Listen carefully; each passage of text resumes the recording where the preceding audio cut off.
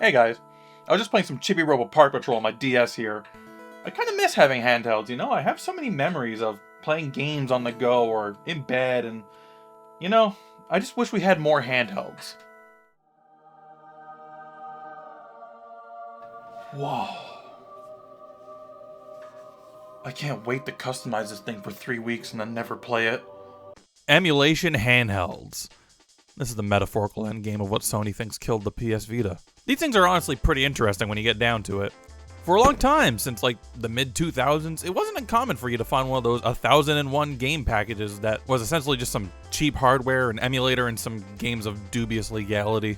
Sometimes they would just contain official ROMs, ROM hacks, a combination of the both, or games that were just some sort of homebrew or something. And typically the emulation would be pretty subpar, bad in most cases.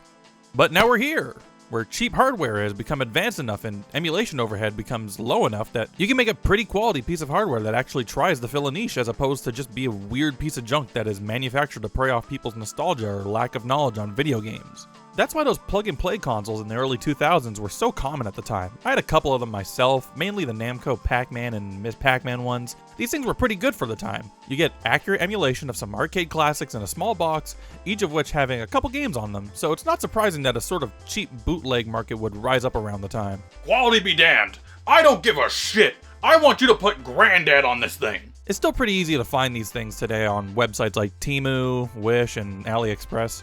So what makes these different? They're good. Obviously not every single one of these devices is God's gift to emulating old games, but buy any from a respected company and, well, you can't really go wrong. First up is the Anbernic bunch of letters and numbers, the RG35XXP. If I'm honest, we could probably have just called this the Anbernic SP, but I'm not the one naming the doohickey, so who gives a shit? I bought this thing just because it seemed like a good emulation handheld for Game Boy games and SNES games. Maybe some PS1 while I was at it too. It's a pretty low-spec piece of hardware, but for the price I bought it for, you really can't go wrong. The screen is very clear, it has the perfect look for Game Boy games, and despite the buttons feeling kinda cheap, this is actually my preferred way of playing some Game Boy games. It recreates the feeling of the handheld well enough while not having to mod an actual Game Boy for a better screen or deal with the old batteries. I have an original SP right here to compare it to, and despite being a bit off on the size, it's close enough for me to actually prefer the Anbernic. I don't have the Game Boy Advance SP model with the proper backlight, and buying an official one with the good backlight is just absurdly expensive for what it is compared to just buying an emulation console. If you're like me, getting a GBA at all should be enough for your collection. It's not like I'm missing much if I play games on this as opposed to an actual GBA. If anything, it's actually typically worse experience on the actual GBA because, let's be honest, the Game Boys were never good hardware, at least until the GBA SP got that revision with a good backlight. I loved my Game Boy Advance growing up and I had that revision and everything, but the original Game Boys had no backlight, horrible quality screens, and their best quality was typically the fact that you can hit them with a hammer and drop them down the stairs and they'd still be perfectly fine, and maybe their battery life. But even then, I could just play games on my DS when I got that. I had really no reason to keep my GBA around, and with an emulation handheld that does more than just Game Boy games, it makes me more likely to pick up the Anbernic than my actual Game Boy outside of when I specifically just want to play on a Game Boy. Obviously, playing games on original hardware is just always some of the best stuff you can do most of the time. If there's anything I love in this world, it's looking at my collection of useless fucking junk. If you ask me between emulating Dreamcast or playing an actual Dreamcast, I'd rather just play on an actual Dreamcast. There's a sort of comfort to playing the original Dreamcast on an old CRT TV. The sound of the disc spinning, the static whine of the CRT TV, a home console just feels so nice to set up and play.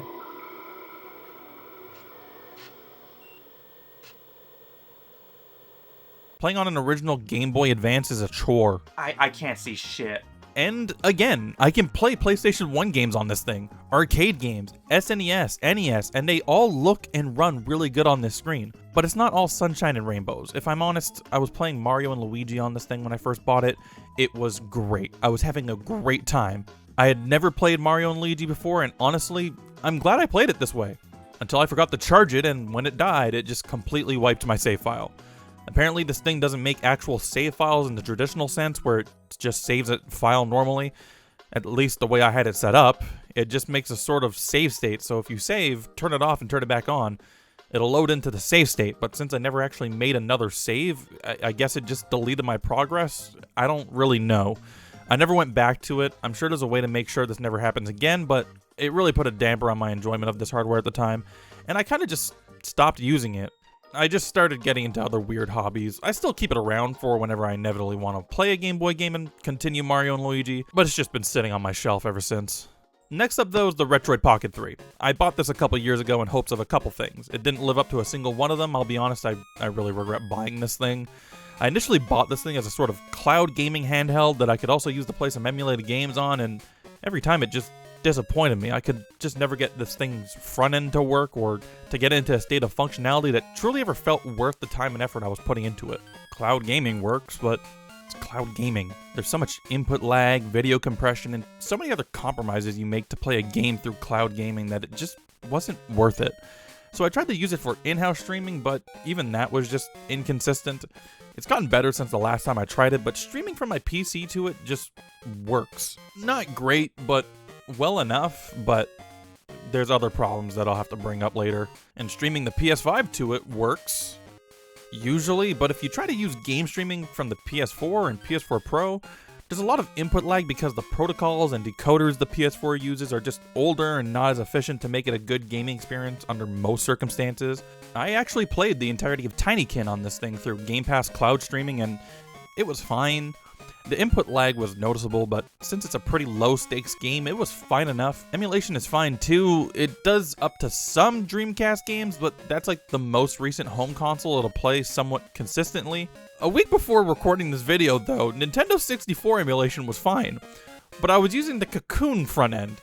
It's pretty resource demanding, so it was running slowly, and that also just bled into the games. I was playing F-Zero X, and it worked fine, but occasionally the frame rate would drop. And this didn't happen when I uninstalled Cocoon.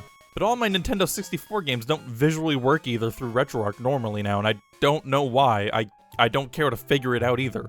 It was working last week, it doesn't now, fuck it, I don't care.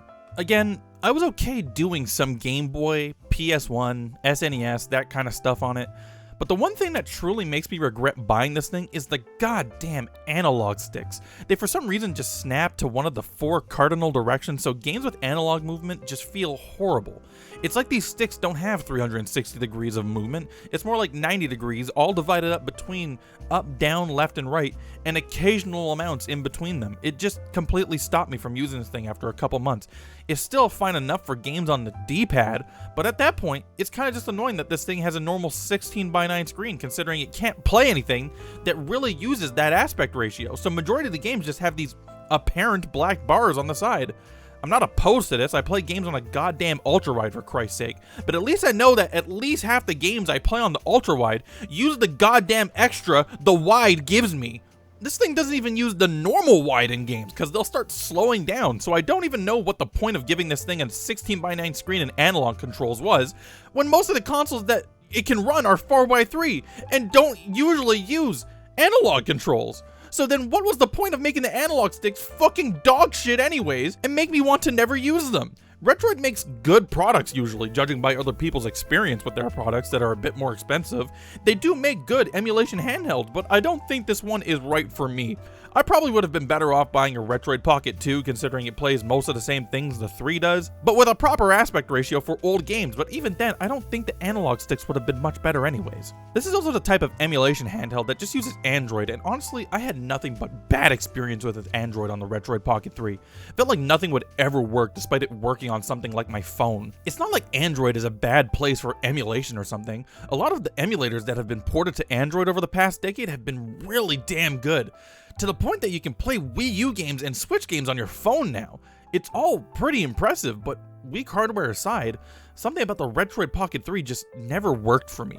I would try to use the front end and nothing would work. I couldn't get it to scan my ROM folders. I couldn't get it to find my BIOS files.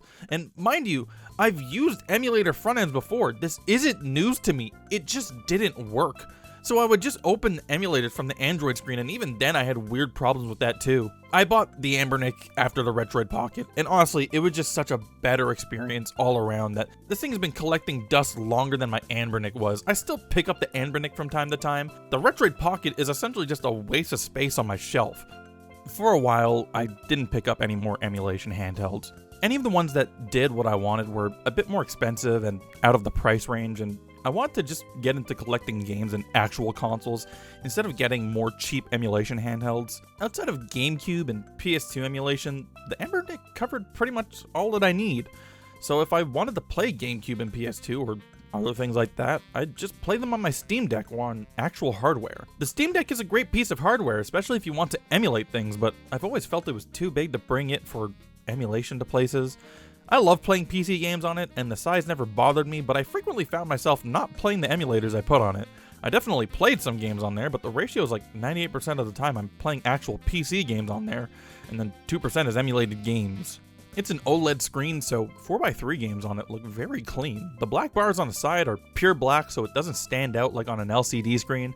But when I play on the Steam Deck, my preference is obviously playing a game that supports its full weird 16:10 aspect ratio. It really pops and fills up the screen, and obviously some emulators can do this, but it's not something that happens often even when the old games support 16:9. So around October, November, I started seeing the AYN Thor advertised and getting sent out to people, and it looked really good. I think it's so cool that there's an emulation handheld that's shaped like a 3DS and it actually has two screens on it, but when this thing came out, not many apps really supported its dual screen nature, but by the time I got it in February, a lot of that stuff was ironed out. I bought it around the end of September and it arrived early February, and man, when this thing was in my house and when I got home, I was so excited to open it up and just set it all up, and I pretty much did that just for the whole day, 4 to 10 p.m. I got all my 3DS ROMs and my PS2 ROMs and whatever else I can get on this thing, and it was awesome. I got Kid Icarus Uprising running to give it a test, and then I remembered hearing that I can get like PC games running on it, so I tried that and I booted up some Sonic CD, a pretty lightweight and small game, to give it a try, and it worked great. And then the bottom screen stopped working. Yeah, it only took about 6 hours from me getting home and setting this thing up to it suddenly not working. The bottom screen was on, I can see what was going on down there, but it just wouldn't take any touch inputs. And since touching the screen is the only way to swap your controls to the bottom screen was just unusable. I swear, I'm simply a cursed individual because anytime I try to do anything for myself, something is bound to go wrong. I really bought this thing not just as an emulation handheld, but so if I ever wanted to record 3DS games, I could just dump my 3DS games and record them on a very nice looking screen. The original 3DS line of handhelds has a fine enough screen in person, but you can see clearly here that the AYN Thor is just better to look at and has a better screen to record. So I contacted support and waited over a month for a response. Apparently this thing got really damn popular. I'm not like an emulation handheld enthusiast, I've got 3, but it's more fitting to call me just someone who likes weird fucking doohickeys and thingamabobs. My room is filled with them, from vinyl players to consoles to handhelds to PCs to phones, controllers, so me having 3 of these things just really isn't out of the ordinary. But it seems like this thing has kind of left the emulation handhelds like weird niche of game and tech hobbyists like myself, and more regular people are buying these things. So a small company in China just making a niche product for niche hobbyists got overloaded by not only demand, but support questions. Double that in with the AI bubble making RAM absurdly expensive and hard to obtain, they're just having a hard time keeping up. So I'm not going to hold the completely horrible customer service I got against AYN. It was pretty unacceptable wait times because after I responded to the email, turns out they completely missed my response and only responded to me a month later again. Again, not going to hold it against them, but it was a bit frustrating to have to wait over a month just to take this into my own hands. Thankfully, I was able to open this thing up and push the screen's ribbon cable more into its slot, and that fixed it.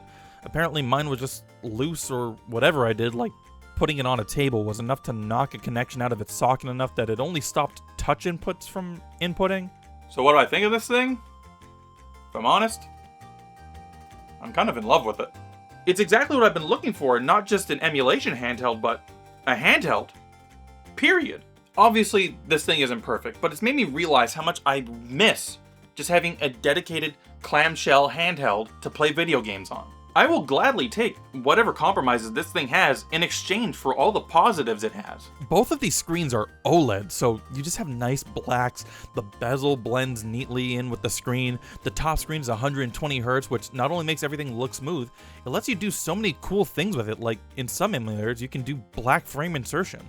This probably won't look nice on camera or when I render it, I don't know, but in real life, it adds so much clarity to the image, something you can really only do with a high refresh rate screen like this. If you don't know, inserting a black frame in between the actual frames of the game improves motion clarity. It's honestly so damn cool, but the real star is just how many consoles I can emulate. I can play NES, SNES, N64, Genesis, Saturn, Dreamcast, PS1, PS2, GameCube, Wii U, Game Boy, DS, 3DS, and even Switch games on here. It's absolutely astounding what I'm able to play on this thing, because it can even play PC games. I recently played the entirety of Jet Set Radio on this thing, and a little bit of Bomb Rush Cyberpunk.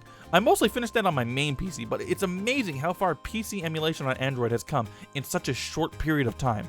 But like I said, this thing isn't perfect, you have to set it up yourself, and the way it functions is based entirely on community support pretty much. And it takes a lot of time to set it up and get it to the point where I would consider myself happy with it. The front-end cocoon helped a lot, but it's also new and actively being worked on. So I experienced quite a few bugs and hiccups from time to time, but that's what I have to deal with to get this as clean as an experience that I can make it. Emulators too are just usually pretty damn good, but 3DS and DS emulation has a bit of input lag to them, so this doesn't just outright replace my 3DS or anything. But for most games where that bit of input lag doesn't matter or the performance increase makes up for it, like Monster Hunter, it makes it worth it in my opinion. I never bought this as a replacement for my 3DS and more as a supplement to it. Monster Hunter 4U, even on my new 3DS models, has never been able to hit a 60 FPS lock. It's entirely playable and enjoyable even with its inconsistent frame rate. But if you ask me, a solid 60 FPS really makes this game great. Stacked on top of the fact that I can bump the resolution up and use HD textures, it really makes the AYN Thor for Monster Hunter feel like almost a no-brainer. Not to mention, I can connect to the Pretendo servers and play with other people after the 3DS Online shutdown. This is crazy. So this just makes it my go-to device for Monster Hunter 4U, but not every game has this type of positives outweighing the negatives. Getting footage for Kid Icarus Uprising for my channel will look super good on the Thor, but actually playing it, it's not unplayable, but the input lag is quite apparent for a game with split-second reaction times and shooting like this. On original hardware, the aiming is snappy and precise, but it feels delayed and sluggish on here. I can get used to it, sure, but it's enough to make high difficulties in this game feel almost insurmountable. Even if I have the reaction time to deal with this sort of thing, it doesn't change that I have an inherent disadvantage on this hardware. I can just do so much with this thing though that these downsides don't really matter to me. Like, oh man, I can't play Kid Icarus Uprising on here perfectly. I can play PC games on here, and if they don't run, I can stream them from my main PC to it too. Look at this, this is Monster Hunter Wilds running perfectly on this thing because it's streaming in-house from my PC to here. It looks beautiful. It's running at a solid 60 FPS because I don't have to run it at a high resolution for this screen. It's so good. There's no compression artifacts and it's entirely playable. I have my control set up a little bit weird, so I'm trying to learn in this footage as I play, but like, look at that. That is playable. There is no input lag that I can perceive, and I'm very susceptible to like input lag. It's really damn cool. Hell, I can even stream my PS5 to it, and it feels great. And despite all of this praise, I can't really recommend buying this thing. As of writing and making this video, not only is this thing getting more and more expensive because of RAM prices, but they've had to start using slower memory on newer models just to keep up with demand. And even then, if you don't get this after the next batch ships, if you have a faulty product come in, the chances that you feel comfortable opening this thing up to fix it are pretty slim. That's if you can even fix it. Some of them just need to be returned. So on top of waiting for batches to ship and then customer service to finally respond to you, then shipping this thing back for a replacement, you can be waiting just for what? Something you can do mostly on any computer? For the same price of the thing, you can just find a used PC on the Facebook Marketplace or eBay or something, and get something that does all of this with better compatibility, support, and documentation. Sure, I love this thing to death. It's definitely become my primary handheld. Even using this thing to watch TV or YouTube at work sometimes, it just has too many things that you can do on it that I love to do. But when you factor in the fact that it also took weeks of setting up just to get it to my liking, it just isn't something I could recommend to the average person. All these devices are interesting in their own ways, and I really like my Anbernic and Thor specifically. I love tinkering with these things, so finally having things set up and being able to use them is just always satisfying. No, they don't replace my actual consoles, but they provide me with something to do on the go that isn't really provided by the main console producers anymore. A small, handheld device that can actually fit into my pocket. The Switch is so full of issues like stick drift, the rails wearing down over time, a poor battery life, and despite being still pretty small, the thing is still a slab, and this goes especially for the Steam Deck. Sony doesn't even make PSPs anymore, and while there's rumors of one in development, the only thing we have is a PlayStation Portal for now, and that shit doesn't fit in your pocket either. And with how compromised playing games on the original Switch is, with its extremely dated hardware and expensive peripherals and controllers to replace design flaws Nintendo refused to acknowledge, it eventually led to me kinda just loathing using my Switch. And the Steam Deck, while still having a use to me, is also held back by its size. These things, well, I can put them in my pocket, throw them in my bag, close them at a moment's notice, and open them up when I can play it again. Emulation handhelds are definitely an interesting niche piece of hardware. They're not for everyone, but the people who do like them can definitely get the most out of them. The Thor becoming as successful as it is was kind of an accident, and if I'm honest, I don't see it happening again anytime soon. These things were never really made for mass market appeal. Sure, they're quality, but the fact that you can't just turn it on and start playing games is massively unappealing to the average person. Whether you're obtaining the games legally or illegally, it's a lot of work, and then setting up the front ends like Cocoon, then making it look nice and all to your liking, it's just a time investment that you don't even have just playing games on PC, which is famously considered not worth the time to set up to the misinformed. Setting up a PC takes more time than a console, sure, but even setting up an emulator on PC is far faster than setting up anything these days. Even without all the extra bells and whistles, getting an emulator and game and setting it up is just far less intuitive than it is on a PC because Android was never designed for this. It's a phone operating system. It's for navigating apps, playing music, watching videos, and looking at social media. It was never meant for file management or emulation like this. Things like the Anbernic with their own operating system tend to flow a little better, but you still have to obtain ROMs and test around with what works and what doesn't. But with the original hardware skyrocketing in prices lately, like a used new 3DS costing over 200 Canadian fun bucks, spending just over double that and being able to expand far beyond anything a 3DS could ever do just doesn't really seem like a bad deal, even if I can't recommend these things to the average person. Emulation handhelds will never truly replace original hardware. And if I'm honest, I don't really want them to. I think consoles themselves are a form of art, and they need to be preserved. But eventually they'll just stop working. Hardware ages, and one day this thing will just never turn back on. So while the hardware can never truly last forever, that's what emulation's for. We can play these games far after these things just stop working. And that's what these things are good for.